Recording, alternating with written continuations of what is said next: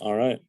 All right, everybody in Zoom land, we're going to get started. I'll let Corolla introduce herself, and she's going to talk to you about safe transport for peds. Absolutely. Nice to be back, folks. It's been a while since I've been here. A little bit of a kind of a reunion with some of the folks, Eureka folks. I don't get to see you folks very often. Carrie and I have been connecting for a number of years. I just popped in and I saw Vicki, and then Carol's popped over in the corner. So it's nice to see you folks, and it's nice to be up here. And we had a lovely day for travel as well. I'm here to talk about safe transport. And in the process of this, I know that this says safe transport for pediatrics. And actually, years ago, I want to say it's probably been 4 or 5 years ago, I brought the safe transport program up to you folks as more of a test site, if you will. And in the process of that, it's grown, and it's grown exponentially across the state of South Dakota.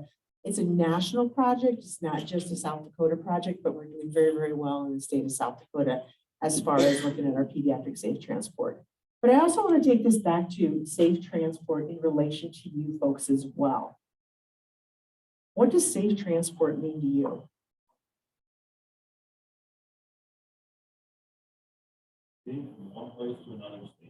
Getting to one place to another safely. And I was listening to Kyle earlier, and we were talking about winter storms and those things that we have as far as hazards that we have. How many of you had a snowplow in front of your ambulance going to a call and from point A to point B? How many have done that?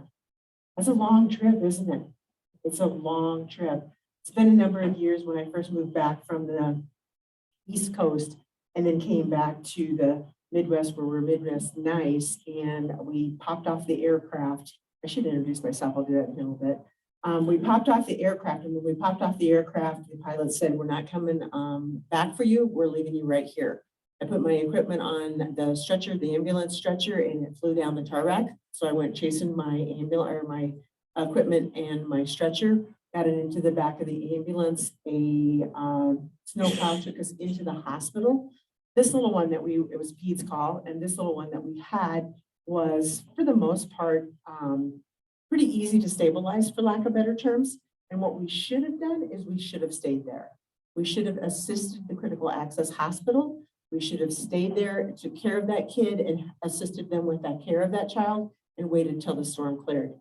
What we did do is, and this was Minnesota, so we took a snowplow in front of our ambulance all the way from Minnesota, and then our South Dakota DOT snowplow took us all the way back into Sanford.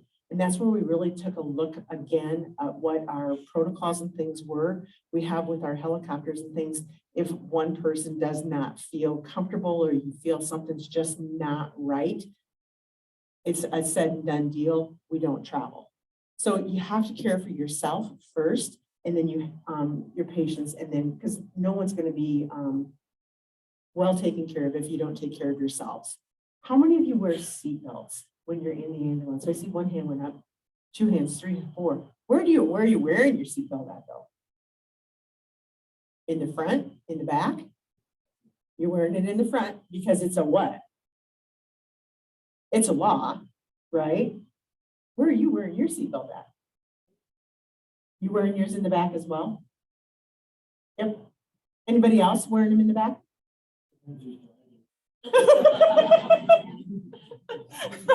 It does depend on who's driving. That makes a really big difference.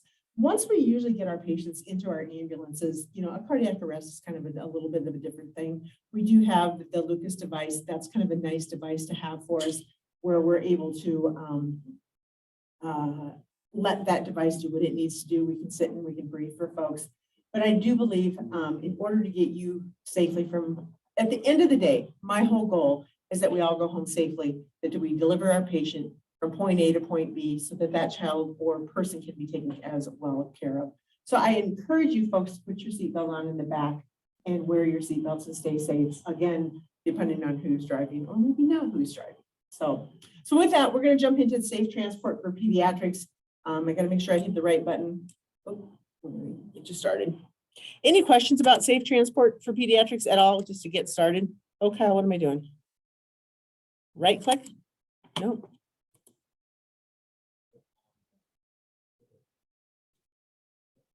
Okay. So we're talking about why we're here, and why we're here is basically, we look at child passengers, and we look at the safety and our technicians. Our whole goal is to keep our patients safe, correct? How many of you folks have a stretcher, and with your stretcher, you're putting a strap across the waist, maybe you put one across their legs, but now you have your shoulder straps basically tucked behind your stretcher, and you're not bringing that across the chest? I can guarantee you are. And they're done that. Should we be? Liability wise, should we be? When we're looking at EMS, I was so thrilled when we had the football player, and we had a save, and then we had him on the Super Bowl, and it brought tears to my eyes, because I'm thinking, this is the opportunity for EMS to really shine, and really shine brightly. And if you've looked at any of the things that are coming out now, there's so many liabilities. You know, we're looking at EMS folks that are going, they're on trial for murder. They're being fired right and left. They're not following protocols. These protocols and these SOPs, they're there for your safety. We look at the possibilities of malpractice insurance. Are any of you guys carrying malpractice insurance? Most likely not.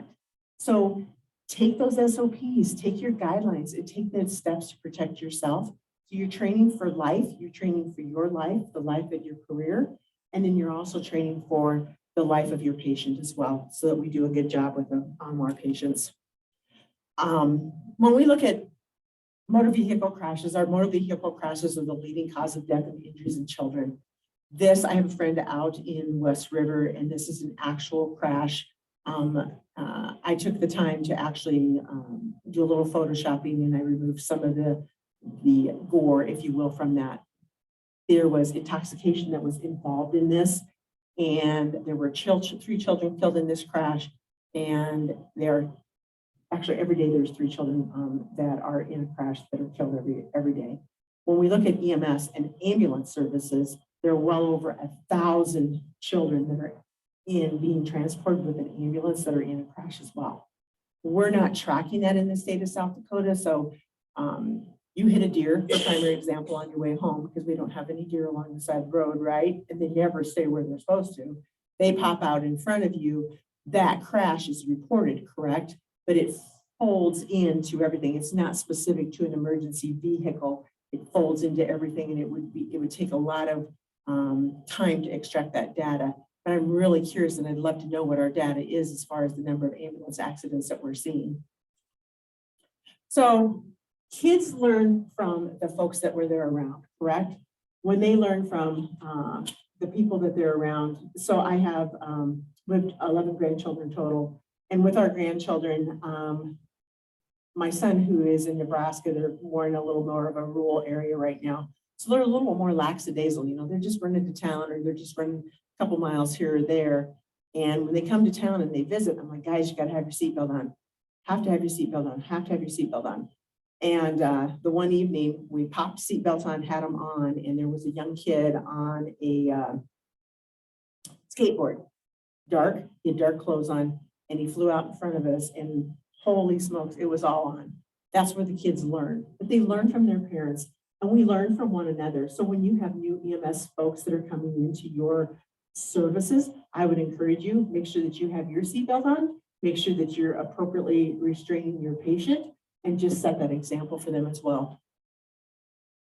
Our rear seat passengers, we're looking at 3 times more likely to die in a crash if they're unbelted. So we know, we hear all the time the number of folks who are ejected, and ejection is it's not a pretty thing. Travis had a really good point this morning when you listened to him in his conversation. He wanted you to kind of imagine what that would be like to be unbelted, what it would be like being in a car that was rolling over, and to kind of put yourself into that situation and what that would feel like, and then have a car rolling over you.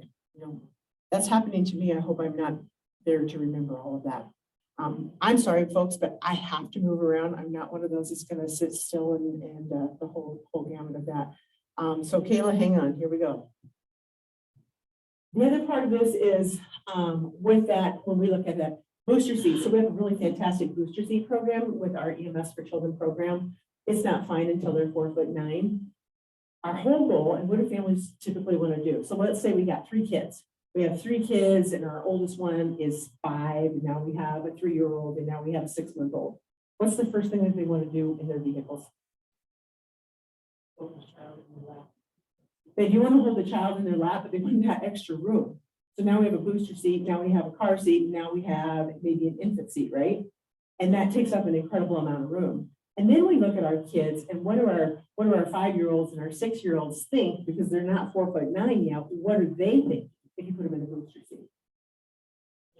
I'm in a baby seat, right? I don't need to be in a baby seat. Basically it's put up there and it's to boost you up. Why is a booster seat critical? So if Jamie were here, we kind of make fun of her and give her a little bit of a hard time, right? If she were here, she might fit right into that 4'9" area and she might need to be in a booster seat, right? But why do we have booster seats? So the seat belt fits properly. So when they designed vehicles, how did they design vehicles? Who did they design them for? The adult male driver, right? So my husband's 6'2", 6'1", 6'2". So when I climb in and where he has his seat basically pushed in, and then I put my seatbelt across me where his seat is normally at, what happens? It starts cutting across my neck, right? So that's what that booster seat is for. And when we look at that booster seat, and if it's appropriately restraining them, the strongest parts of the kid who are in a booster seat is right across that pelvic region and then right across their clavicle area here. That's the strongest parts of their body. So we want to make sure that we use those booster seats. And we don't have a booster seat program as far as distributing booster seats. However, doesn't mean that I won't quit looking for funding for it, because I think it's a really great project that we have. Children among the ages of 4 and 8, compared to one seatbelt alone, we look at car seats, they increase the rate of fatal injuries by 51 to 71%. Doesn't mean that it's an all to go to that it's going to save your life, but it sure reduces the chances of losing a child. We know that seatbelts save lives. So that crash that we looked at earlier, so that crash right there, when we look at that crash right there, that seat right there was in that crash. That's the only child that survived. So this is out in West River on a very, very remote area. And that is the only one that has survived.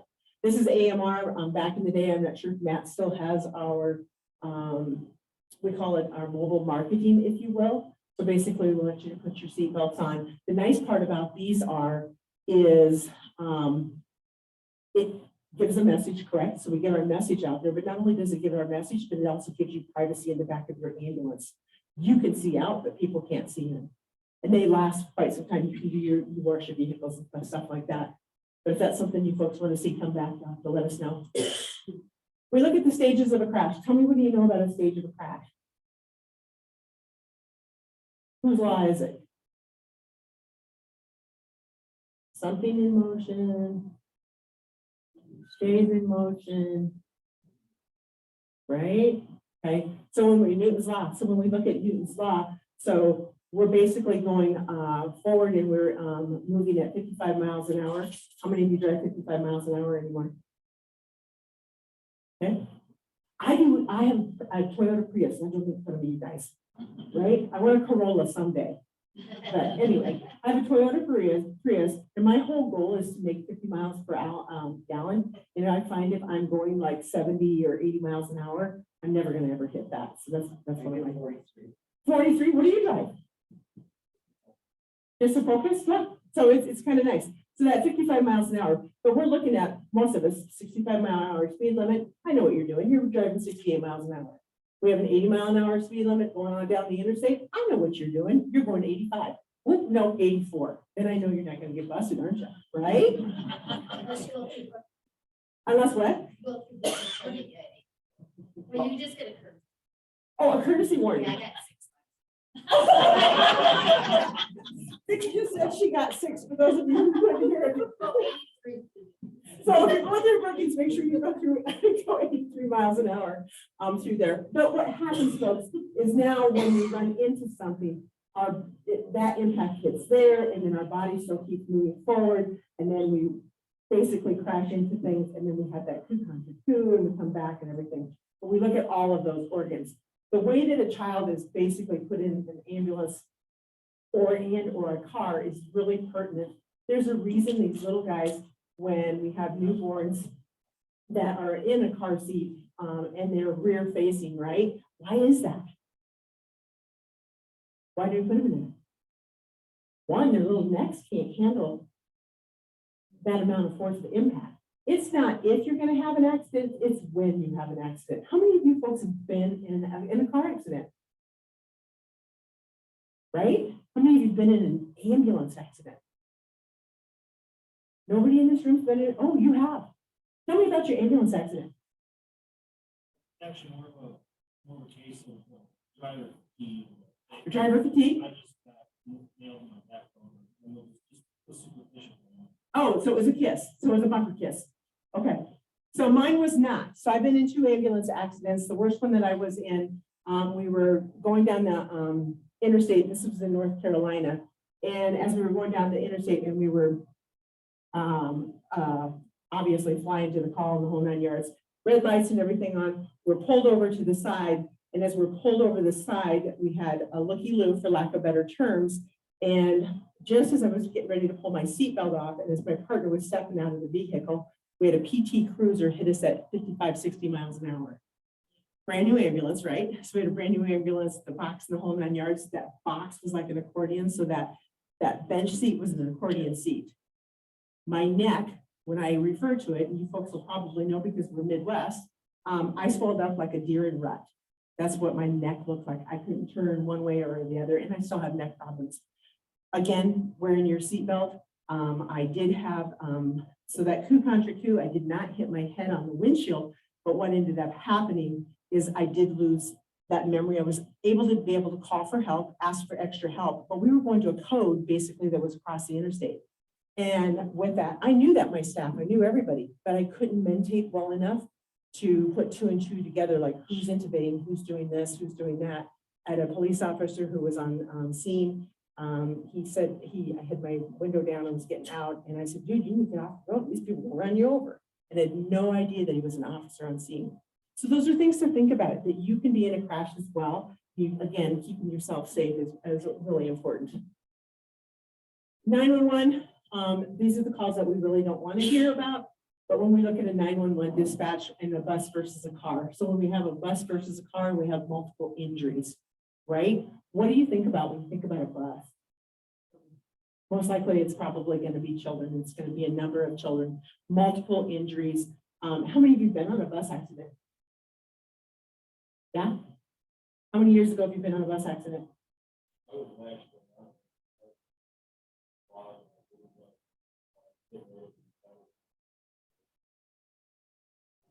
So fog, a minibus.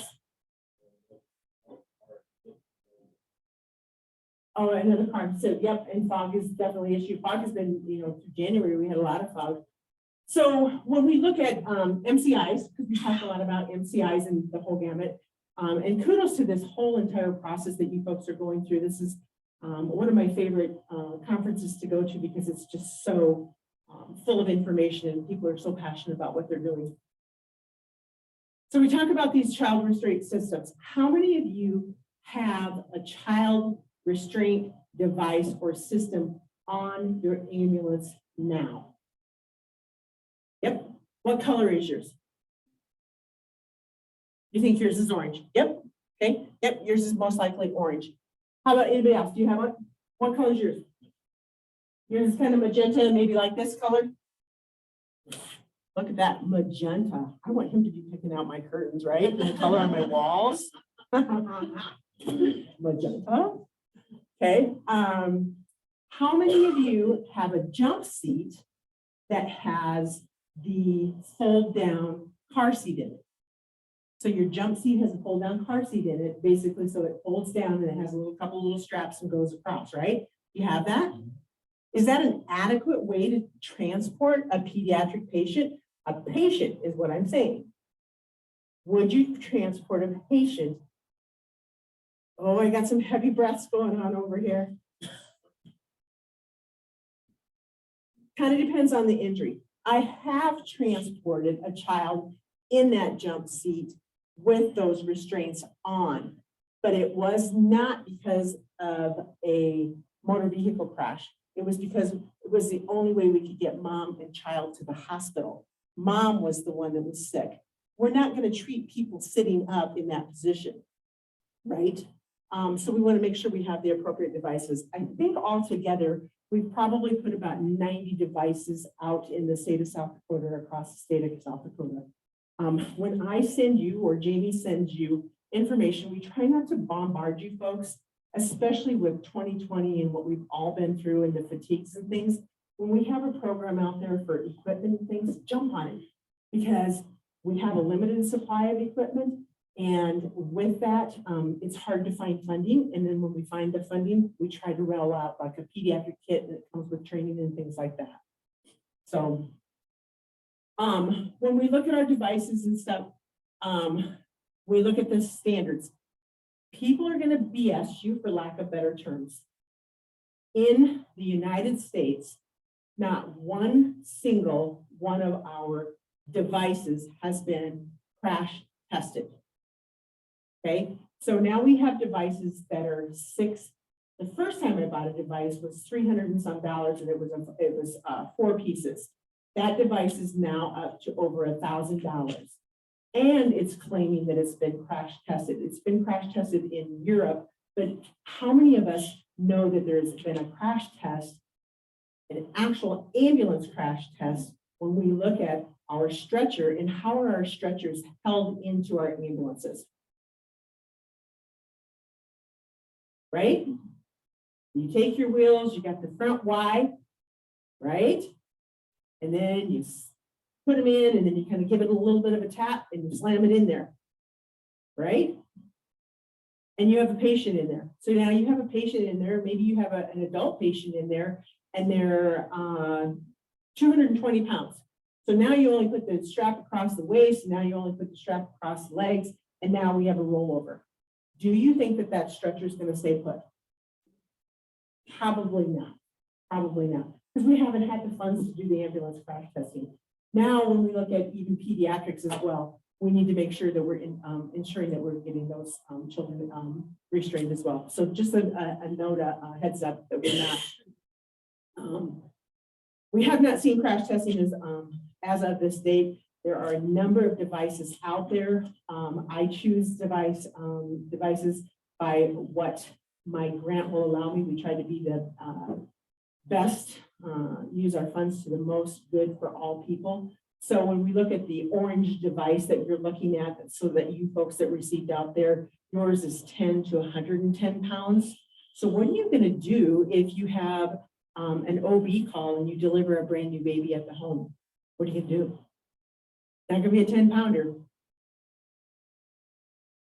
I mean, it could be, you know, if it was her 6th kid, you know, and it could be a 10-pounder, and if she had gestational diabetes or something. But you deliver a 7-pound baby, and we have a device that we've given to you, or that you have in your unit, and that device basically is for 10 pounds to up to 110 pounds. What are you gonna do? Oh, mom has a car seat. And most of those, if they're getting prenatal care, they do have a car seat. We're smart enough. Is it the way to do it? But we're smart enough, and we are, I always call myself a MacGyver. We can MacGyver things, and we can make things work. You can strap that car seat in if you need to. The thought process that you really want to do is what, though? Because we're old school. You guys aren't any younger than I am. Duct tape? Oh my gosh, I got a great story about duct tape. I really do. It's been phenomenal. What we really, truly, honestly, what do we want to do is we want to transport that baby, and we want that skin to skin, and we want to have mom nurse a little bit in the whole 9 yards, because you guys don't want to do fundal massage, right? So got to do fundal massage. Not really probably the best thing to do. I'd probably experiment with your ambulance, see what the best way to transport is. As far as putting a regular car seat that is for an infant in your unit. What works for you and how does it fit? Remember, you know, if you've got your jump seat or your captain's chair, that captain's chair, when I look at the momentum of it, you're already rear facing. So you want that to be turned around so that we're looking at the best for our children. And our kids are little ones. The biggest thing we have to do is we have to keep them warm. So a cold car seat's not the best thing. Again, I talk a lot about liability the liability things is really starting to concern me a lot more when we're seeing folks that are not following protocols and not following their SOPs and things like that. So barriers and challenges, storage space in ambulances. Our ambulance space is super limited. You know, we don't want a whole lot of tools and things out there, but we also need to be able to find them and where they're actually at. Child safety seats are only crash tested for passenger vehicles. They are not crash tested for ambulances. So if you're using that big car seat in an ambulance, most likely it's not been tested at all, or it hasn't been tested at all when we put them in an ambulance. Sometimes we need to make some reservations though. Our restraints are designed and they're marketed to be tested in an ambulance, not crash tested. Again, lack of authentic research or evidence. Again, I kind of go over that. Promotion, third-party marketing, co-marketing, and all of those things. This gets into the law. So when we look at passenger vehicle, tell me what a passenger vehicle is. South Dakota law. What's a passenger vehicle? 4 doors. So passenger vehicle, 4 doors. Who drives a pickup truck in here? Okay, yep. I drive one and a Prius. That's a passenger vehicle. Who drives a fire truck in here? Yep. That's a passenger vehicle. You're required to do what? Put your seatbelts on. Do you have a seatbelt protocol or SOPs for climbing into a fire engine and everybody is restrained before you're basically taken off? Should be. Some of us are still squeezing into our fire gear. How about the department, the sheriff's department? Are they a passenger vehicle? They are. They truly, honestly are. They're the folks that they arrest or have handcuffed. They should be seatbelted as well. And your ambulance is also a passenger vehicle. So again, think about the possibilities of liabilities when you don't have somebody appropriately restrained front and back, especially when they're getting under a certain age. Cars, pickup trucks, motorhomes, taxi cabs, and station wagons. Any self-propelled vehicle that is operated on public highways, we need to consider as our passenger vehicles. So we fall into these categories when we look at the sheriff's department, our ambulances and our fire trucks and everything. I do know of a case where we had, it was a code situation where we had a law enforcement who was in a motor vehicle accident. And with the motor vehicle accident that he was in, it was most likely medical. EMS arrives on scene. He had unbelted himself because he was having most likely probably chest pain. They arrive on scene, they do their documentation, basically make the statement that he did not have his seatbelt on. This gentleman perished or did not make it. And where do you think that left his wife and his family? Yep. So there was no protocol or by the protocols or by what their laws were, his family did not receive the benefits that they probably should have received. That's, I'm going to call that a little bit on you, because on a proper assessment, you should have been able to see if there were any kind of marks, because he hit something when this happened, and then he pulled the seatbelt out after the fact. So because he was probably short of breath or something. So documentation is super, super important. Exclusion, our motorcycles, our motor scooters and our bicycles, our passenger buses, our farm tractors, implements designed for farming. Those are not passenger vehicles. And, to kind of keep that in mind. How many of you are riding motorcycles yet? Nobody? Yeah. Yeah. Are you wearing a helmet? Depends on where you're at, right? I do and I don't wear a helmet. Kind of all depends on where we're going and what we're actually doing. When we look at the seatbelt safety law, we need to keep that in those things in mind. So when we look at seatbelts in the state of South Dakota, we are a secondary seatbelt law. We have a secondary seatbelt law in the state of South Dakota. There is one place in the state of South Dakota that has a primary seatbelt law. Do you know where that is? Pine Ridge Reservation has a primary seatbelt law. They will pull you over and they will fine you your $25 or whatever it happens to be. Only place in the state of South Dakota that we have a primary seatbelt law.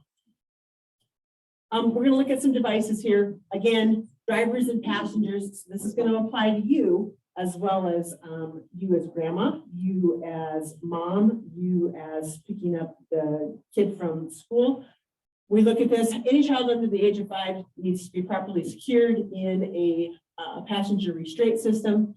And then we look at our codified laws, however you want to say that. Drivers of any passenger vehicle at least 14 and under 18 shall wear a seatbelt that's properly fitted when vehicles in motion at all times. Those are things to kind of keep in mind. Our restraint laws, birth, basically looking up at 20 pounds, rear facing. One, we can start moving, and when they're getting to 20 pounds, we can start moving towards that forward facing seats. And then we use booster seats, and those booster seats are really super important. Follow this law, $25 charge for first offenses and stuff. How many of you are driving, and when you're driving, you're paying attention to the person next to you, and you see this mom that's got 4 or 5 kids, and these kids are bouncing all over the back of the car, right? What do you want to do? They're up on the dash. She's got the poodle in her, and sitting right up there, right in the front with her, and her kids are bouncing all off the woodwork. Or how about the person who you are driving and they're texting, right? Oh, some of those are big pet peeves, right? It is a big pet peeve, and they're super, super dangerous. We have a really fantastic program right now that we're pilot testing in the Sioux Falls region. It's the Buckle Up, Phone Down campaign, and it's specific to communities. There are 2 communities that we're pilot testing this. One is in Jackson, Mississippi, and then the other one is in Sioux Falls, South Dakota, to see how we can make a difference and get people to buckle up and put their phone down. I look for it to be a national initiative or an initiative most definitely for the state of South Dakota, because we've done just such a great job at it. And that's not on me, that's my 2 girls, Jamie and Emily have done a fantastic job. Again, passengers between the ages of 14 through 18 are required to wear seatbelts. So have that conversation with your family members. Here's why we transport. Our transport matters. It most certainly does matter. We never know when that accident is going to happen. A lot of times for me, it's not so much about that I'm worried about myself. I'm more worried about what other drivers are doing. You had mentioned in the back, it depends on who's driving. It does have a crucial impact on that. We've had young folks who have driven our transport unit to another hospital. So most of you are aware that I worked for Sanford as a flight team, and with the flight team, we would have another service drive us. And it's a young driver, and they've been working, 18 hours. They're tired, they're fatigued. They just want to get from point A to point B. They're driving too fast. You need to tell those folks to slow down. It's okay to tell folks to slow down. We want to prevent forward motion and injection. We want to make sure we secure the torso with these kids. We also want to protect the head, neck, and spine. And it does not mean that you're going to immobilize them unless certain criteria is indicated or needed. Children should never be held on someone's lap, and we just kind of talked about that. Our smaller communities, we see it a lot. Eureka's not a very large community per se. We're running uptown, we're going to get a few groceries. You know what? I'm going to put my little 2-year-old, guys, I am so guilty of it. My daughter lives out in the country. My 2 grandsons, we go hunting for asparagus and stuff, and it's the biggest fight over who gets to drive the Prius, right? Who gets to drive it when it goes into golf cart mode. And then we honk the horn when mom's going and she finds somewhere, and then she jumps, and it's a big deal. So are we normal? Yeah, we're normal. But our whole goal is to make sure that when we are actually in our true jobs and stuff, that we are doing what we need to do and protecting ourselves and our children from any kind of liabilities. Uninjured children should ride in a car seat passenger vehicle if they have another way to the hospital. So again, uninjured children should ride in a passenger vehicle in a car seat or a booster seat appropriate to their age, weight, and whatever is possible. It's manufacturer guidelines. So what do you do with a motor vehicle accident and you had maybe a rollover, you pull the kid out, and then the parents ask if they can use that seat again? We do say no. We often say no. If there's been a death involved in that, I probably would say no. If it's beat up, I would most likely probably say no as well. But if it's like a fender kiss and things like that, and they're concerned about it, that I think is something where we need to, it's manufacturers. So take the liability off yourself. Don't tell them that they can use it. Go ahead and have them call their manufacturer and go with manufacturer's directions.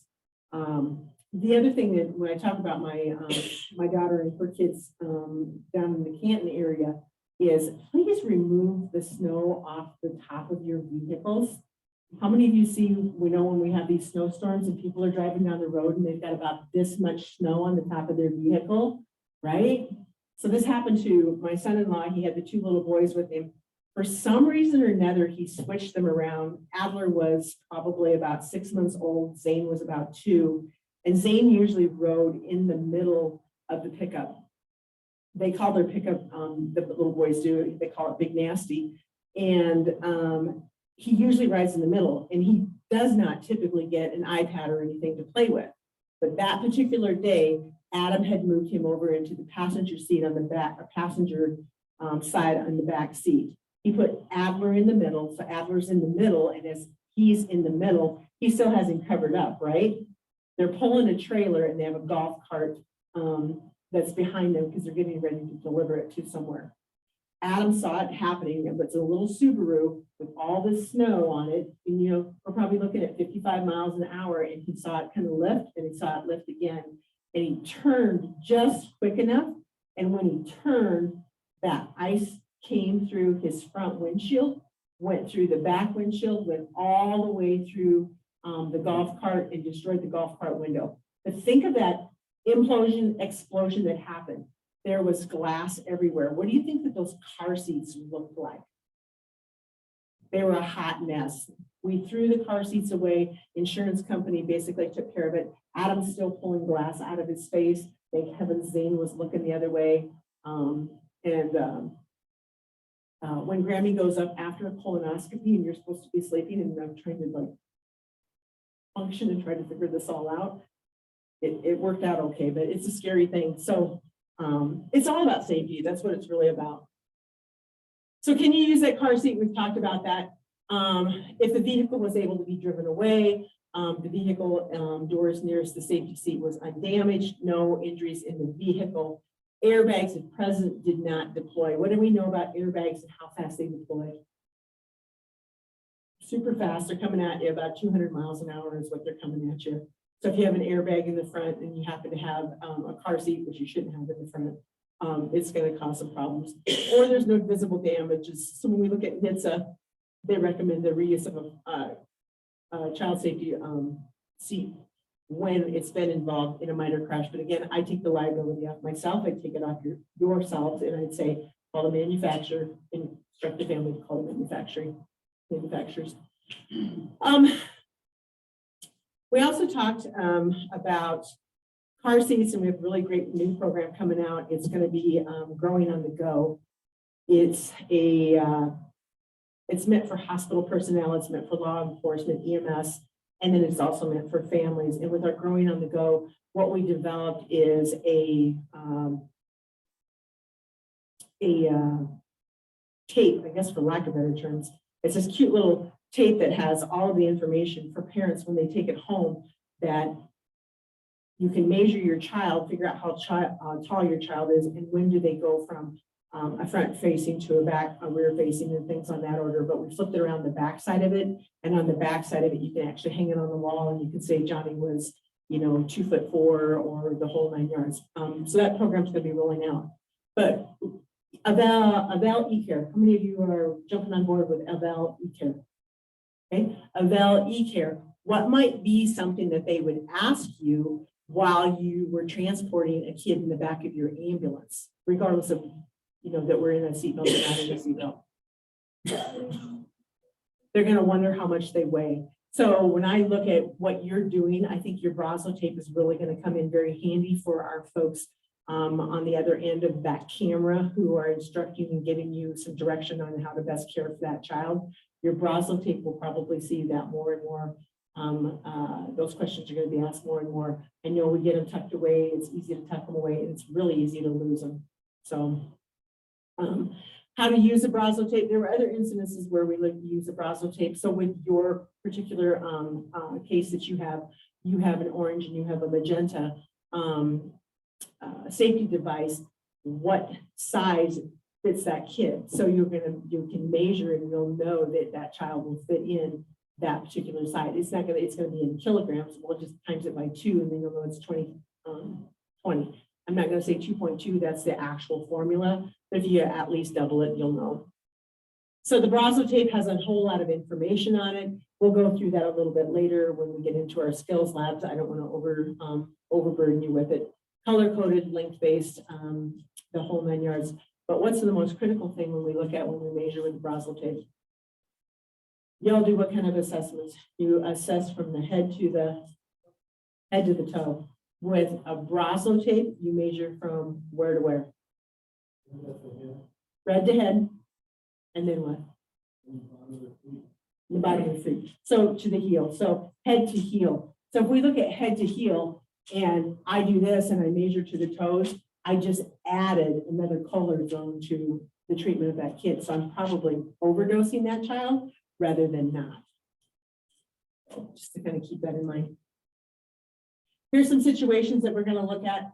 Multiple transport. I've had some luxuries. So when I was in a larger metropolitan area, we had a young lady who gave birth in her bathroom, and it was kind of a little bit of a gory one, to really be honest. We got there, and as we got there and we walked in to the house, we went into the bathroom. As we walked into the bathroom, she caught her baby. She was standing above the toilet. She catches her baby and she hands that baby over just like this. What did she do right there at that moment? What happens to that kid? Oh, yeah. So you guys talked about OB emergencies this morning, right? So when you talked about those OB emergencies this morning, we want to make sure that that kid stays level. This child was a preemie, so super preemie. So the head was about as big as maybe between a softball and a baseball. Eyes are still fused shut. And then when she pulled that baby up and handed it over, what happened is blood is just sprayed everywhere. So like it looks like a total massacre. We were fortunate, and that was where my fortune is, but it's not that way when we're in rural and frontier America, that we have the capability of calling for another truck. We actually, what I did with that particular Neo made basically is I popped that little one in a bag, literally pulled my birth bag open, kept it intact, dried best as I could, and we started chest compressions on him. We started the little puff because it's 1, 2, 3 puff, 1, 2, 3 puff is what we did. Because remember what Travis told you about how much air these little guys get. Okay, your adrenaline's going to be going really fast. We called for another truck to transport mom, and that was our fortune there. That's not always going to be the fortune for us out here. I will tell you, I am coming from a rural frontier area. My closest hospital was 60 miles away. If I went to Yankton or if I went to Norfolk, Nebraska, that's where I came from. So rural frontier. And then I had the luxury of going into, a metropolitan area, where you're unless you're in the county, your closest hospital was, 10 minutes away, depending if you get traffic out of the way. And then coming back here, then flight would get there much faster in the whole 9 yards. So multiple experiences kind of coming from there. Again, your 5 situations we can kind of take a look at. This is a child who's uninjured And the ideal way for them is to not transport them in your vehicle at all. So maybe mom has a motor vehicle accident and she's being taken to the hospital. Just as a precautionary, maybe she's complaining of a little bit of neck pain and whatnot. Baby was in the back seat. This might be the time, basically, if dad arrives on scene, dad can transfer that baby over and transfer that way. That way you can care for the mom and not have to worry about one extra patient there. Preferably not to transport them in your ambulance. And if you did transport them in your ambulance, especially on your passenger side seat, can you turn off your airbags on your passenger side seat in your ambulance? You can. Some can, some can't. For an uninjured child, but not ill, but you can still avoid transporting, make sure the airbags are off. Again, make sure that you know how to run your vehicles and to turn your airbags off if you have to turn them off. That one's a front seat, front facing restraint device. So you know that kid's going to be a little bit larger that you're transporting there. For a child who's uninjured but not ill, you cannot avoid transportation. Never use the rear facing seat only or your captain's in the captain's seat. So you have to be careful of, when are you using that captain's seat? Again, common sense, use of resources. How many of you had, and I heard Kyle talk about it earlier this morning too, how many of you had that 2 vehicle accident where you've had 11 patients between the two? We see that a lot, so there may be times where, you're calling for additional vehicles and stuff, but maybe you're transporting more patients than you realize. Here's a couple of the devices out here. This is the magenta one. That's the Pediamate with the Pediamate, that one device right there. That's for kids who weigh between 10 kilograms or 10 pounds and 40 pounds is what that one is essentially made for. The one on the right-hand side, that one is the Quantum ACR4. It's called the ECR, Emergency Child Restraint System is what it is. That one comes in 4 different devices. Chad got himself into a little bit of a pickle and he's been running a whole lot of calls. And we sent him some devices up here to basically get him by. And it was probably the 2nd or 3rd call that you were on, and ended up needing to use that device to transport a kid appropriately. What happened with that, Chad? So we got this stuff from the state, literally within like a week of getting this stuff. We had a transport from the hospital down to Sioux Falls. So you did a transport from the hospital to Sioux Falls. You literally got the seats, so EMS for children, we sent actually our training devices up so that Chad actually had something to work with. That was on, we went and got these things. And I said, initially when we got it, I made a little mistake. There was like little seatbelts and that, but we did come back afterwards and we did figure out where we make a mistake, that we got a whole bunch of these. They're all a whole bunch of sizes and color coded for the patient's weight and that. But so we had actually initially missed the fact that there was 2, but we did find it. I mean, we knew we were missing something, and then we went back in the bag and looked. We did it was really, really. So super slick. They're really super easy to put on. I think the whole key to this is training. We don't use them every day. 7,000 to 8,000 calls is what we've had pre-2020 for pediatric patients. That doesn't mean that we're transporting kids that are, under 110 pounds. An 18-year-old is still a child when you put them in an adult. But the whole goal of it is to train. Use your Brazil tape to kind of give an idea for those littler kids, to get an idea, are they going to fit into your device that you have currently on your vehicle right now? And use those devices, folks, even if you're going just a short distance. Again, it's not a matter of if it's going to happen, it's when it's going to happen. A child who's ill or injured, who has a condition that's not required continuous interventions and monitoring. The only way that I would use this is if I were maybe transporting mom or I was transporting grandma or something, and we had no way to find someone to care for that child or take care of that child, that would be the only way that I would do that. I wouldn't do it any other way. A child whose condition requires continuous monitoring or intensive medical monitoring, these are your interventions that you're going to use. Again, I'm not specific. I don't represent any one company. That's my disclaimer to all of that. I don't represent anyone. We try to choose the devices if we are doing a pediatric push out there for safe transport or whatever it happens to be. We pick the devices that feel that they meet the criteria that we need, and we kind of go from there. A child whose condition requires a flat spinal immobilization. How many of you have used the, I want to call it the PD board? How many of you use the PD board? There's a whole lot of Velcro on those babies, isn't there? They come in very, very handy. The key to using a PD board, do you have a PD board on your ambulance? Yeah. The key to using those PD boards is restraining appropriately, but then you need to make sure that that device is secured on your stretcher appropriately as well. You can actually, if you hit the brakes and you only have a couple of straps across them and you don't tether the bottom or tether the sides, that device is going to move very, very easily. So pay attention to that as well. And then we look at kids with whose condition, again, you support their head first. So we want to make sure that we secure the torso over the chest, waist, and knees, vertical restraints over across each shoulder, and then you do your C-collar. If you can't use a C-collar, what do you guys do? Yep, use towel roll. Yep. And for children who require multiple transport, that's where we look at it. MCIs. We're calling for additional help, and that additional help I think is super, super critical. And I'm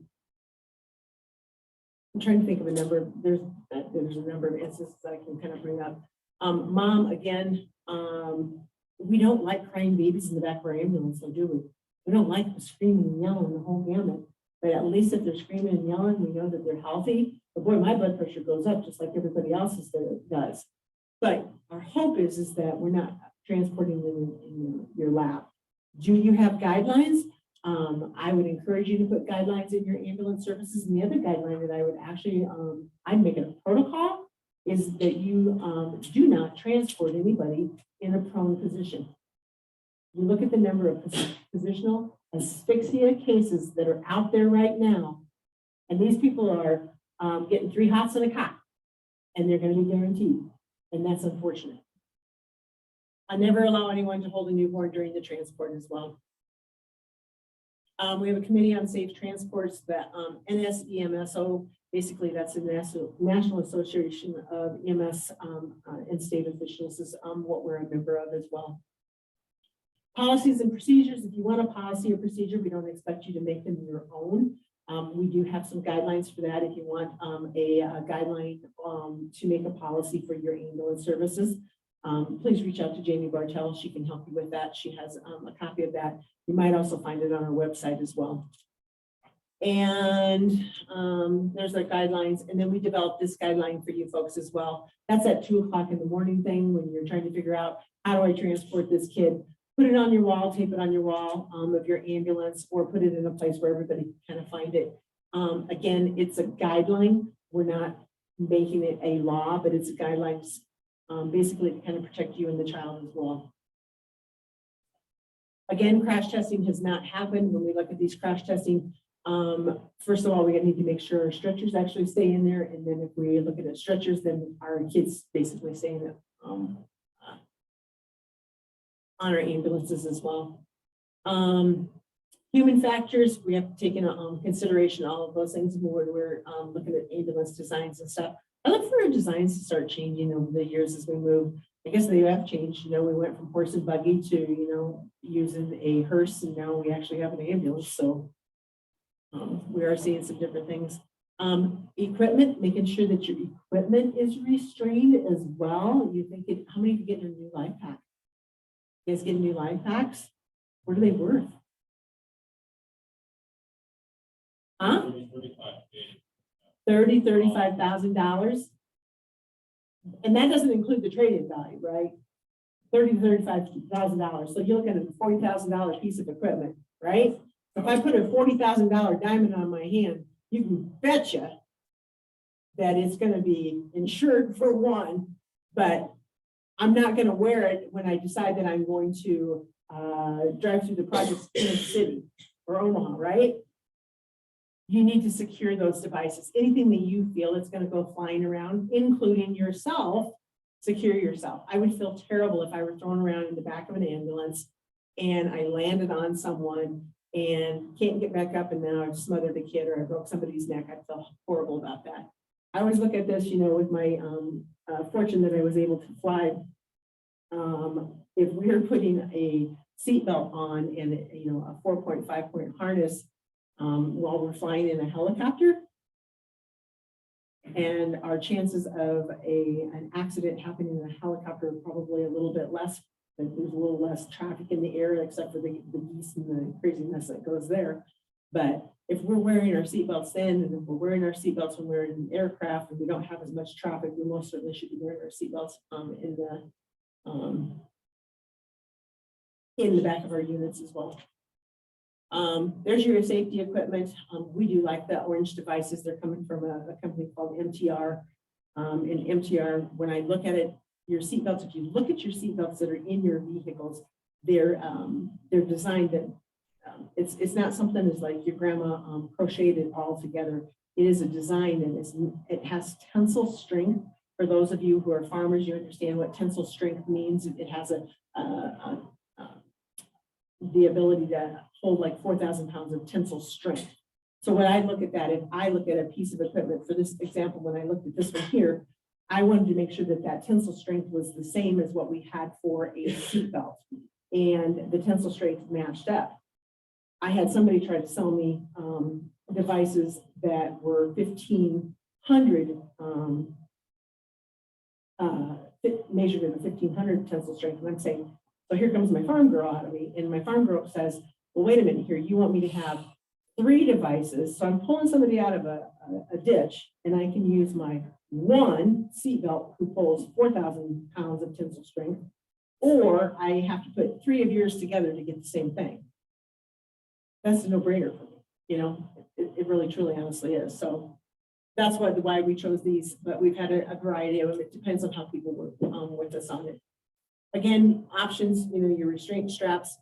We do have some concerns with some folks out there. How many of you how many of you have a bariatric stretcher on your ambulance? How big is your bariatric stretcher for how many people? So is it a bariatric stretcher or is it a stretcher with wings?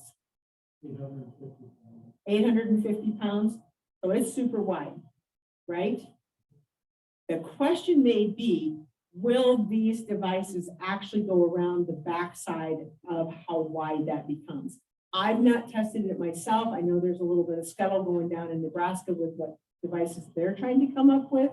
If you're using a device that basically bridges the two, that may become an issue for liability as well. So kind of pay attention to what you have out there.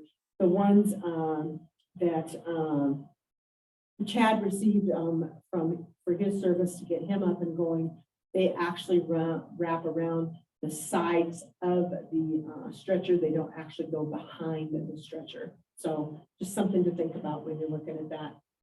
And cute little ones. If you have one of these on your ambulance still, because we did put those out a number of years ago, most likely when you pull it out, it's going to crumble because it's that inflatable plastic. The best thing that you can do is have a couple of beers, blow it up, and then basically take it and put it in your pool and see how long it is before it actually disintegrates on you. But please don't use that. This is the PDM8, that's a Furno. A lot of times Furno, a lot of folks will say, well, you can't use a Furno device because the one up here is made by Furno, and it's only supposed to be for a Furno stretcher. There's a lot of politics behind that, and with the politics behind that, most of our stretchers are made by who? Stryker. You can still use them. So that's one of those, it's again, it's a political warfare, if you will. pick the device that fits you best. We know that about 10% of our calls are kids. So just again, pick the device, or if you've had a device from us, I continue using your device. That is a NeoMate. So that one is an incredible device. I love the device as far as putting it in kids. The reason that we chose the ones between 10 and 110 pounds or 10 and 40 pounds, that was most likely the kids that we were going to be delivering. So if you want something and feel something that you need smaller for your ambulance service, I would encourage you guys to look into that and kind of purchase that on your own.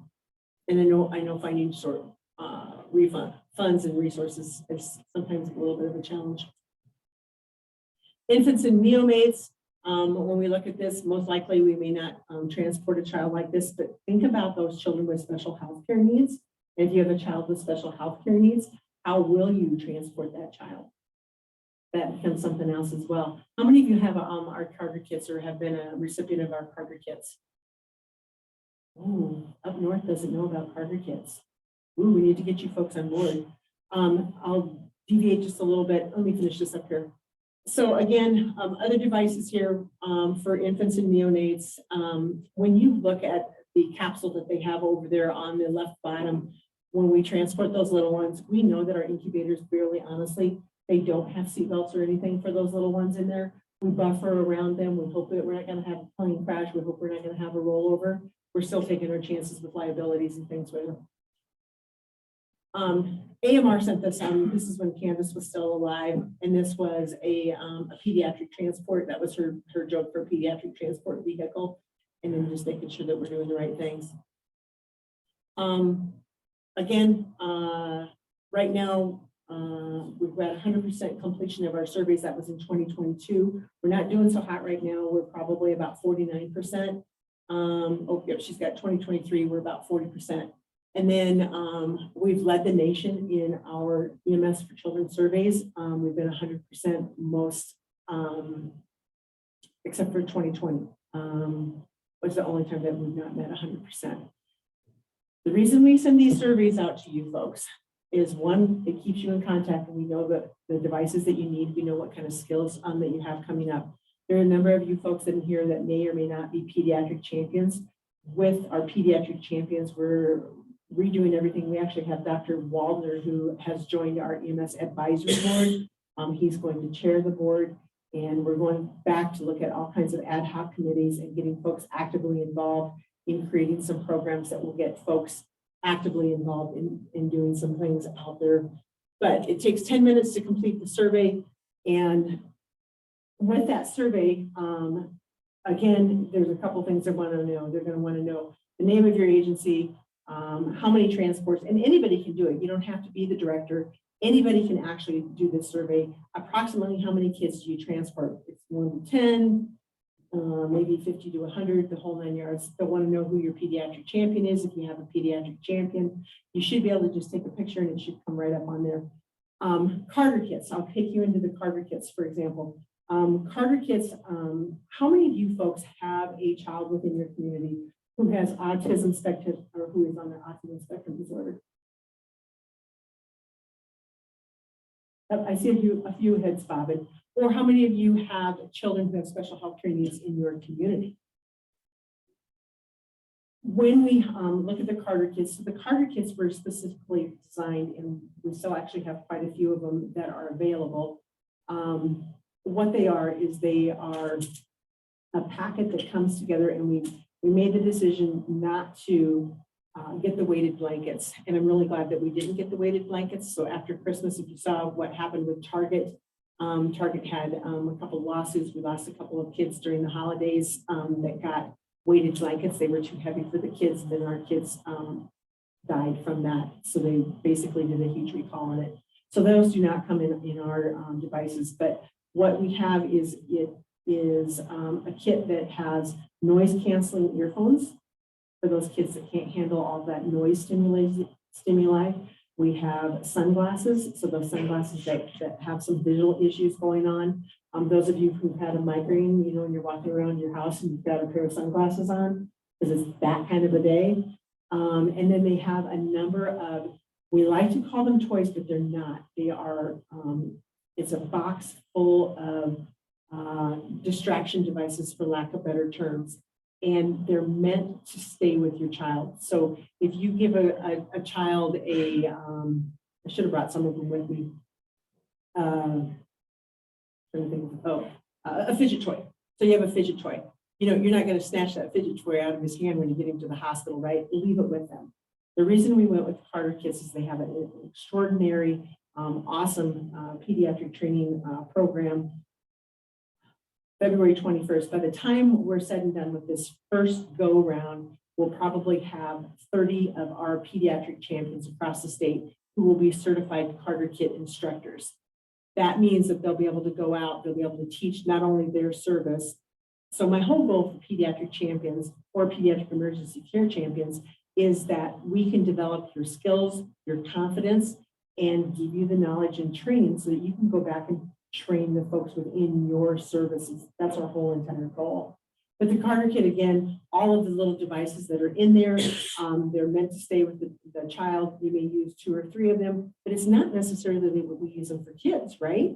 Maybe we have an adult, maybe we have other folks that we're going to use them for. The thing about them is anything that's in there is replaceable.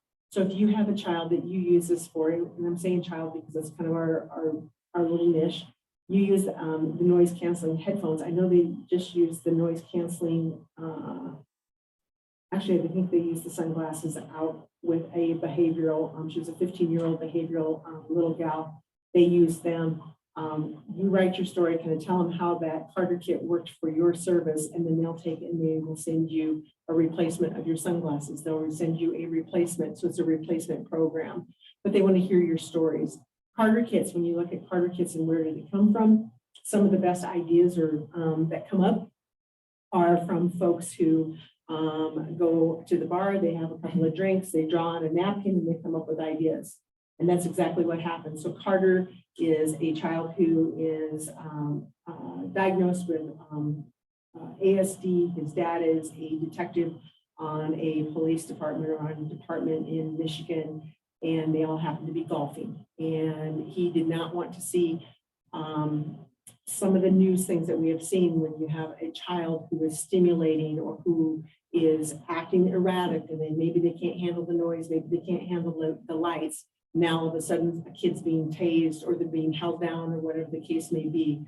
He didn't want that to happen. So they started out with 4 or 5 kits. Somebody donated 4 or 5 kits, and now it's just this huge national project that's basically exploded. South Dakota, with Michigan basically being the leader in it, that's where it basically is located. South Dakota, we're kind of the test site to get folks on board, not only for the Carter Kits, but for the certified Carter Kit instructor training. So you're able to do that within your service, and it's part of your pediatric champion thing. Anybody have any questions, thoughts, concerns? The other cool project that we're working on, and Kyle and I are working pretty close on it, it's a slower project for our non-transport fire rescue services. With those folks, when we're looking at, and again, you know that I'm coming from a rural frontier area. It's my passion. Rural and frontier EMS is my passion. When I look at these folks who are trying to stabilize, and again, we're going into the pediatric world, when you're trying to stabilize a kid and your nearest hospital is 60 miles away, or it's going to take 30 minutes for an ambulance to get to you, or it's going to take 45 minutes for an aircraft to get to you, I want you to have the supplies that you have, so you have the capability to at least stabilize that kid until help can get to you. So we're putting out, we did it at State Fire School, was our first round that we did. It's a new project, and we had 4 folks that were interested. We put 4 kits out there that they are overflowing. So it's everything from OB kits to SAM splints to blood pressure cuffs, tourniquets, the whole 9 yards. It's all in there. And I think we're bringing up 5 or 7 of them. We're bringing up north. So, and training will go, yep. And so training will go along with that. And we're just calling it a bag check. Our whole goal is that we'll train you, and then you go back and you train your folks. So you train your folks on what's in there, and you get it out and practice with it a little bit, and I hope you don't have to use it. But thank you for your time and we'll see you a little bit later.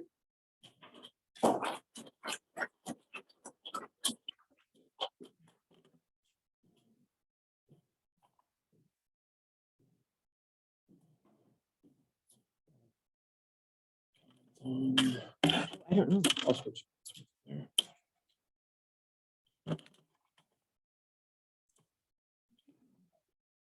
Thank yous and some answers to your questions. All right, online folks, just hang tight here for just a second. We're gonna switch over to our practical stuff here real Okay. shortly.